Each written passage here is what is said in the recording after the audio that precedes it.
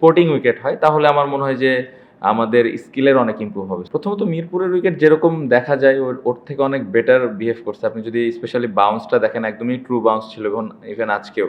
প্রত্যেকটা উইকেট নিতেই কষ্ট হয়েছে। সবসময় তো ভালো উইকেট চাই বাট আমার কাছে মনে হয় যে অপোনেন্টের স্ট্রেংথ অনুযায়ী যখন হোমে খেলা হবে ওইভাবে উইকেটটা বানানো হোক এটাও চাই।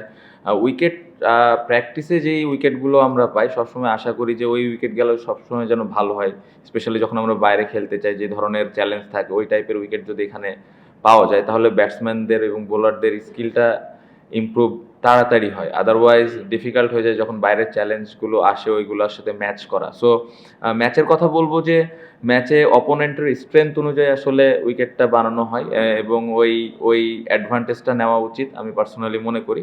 বাট আমি এটা বলবো যে বাংলাদেশের যতগুলো উইকেট আছে বা প্র্যাকটিস ফ্যাসিলিটিস আছে সবগুলো উইকেট যদি ভালো হয় ব্যাটিং ফ্রেন্ডলি বা বোলারদের স্পোর্টিং উইকেট হয় তাহলে আমার মনে হয় যে আমাদের স্কিলের অনেক ইমপ্রুভ হবে। সো অ্যাজ এ ক্রিকেটার আমি ওই জিনিসটাই আশা করি যে আমরা যে জায়গাগুলোতে প্র্যাকটিস করি ওই উইকেটগুলো অনেক স্পোর্টিং হবে।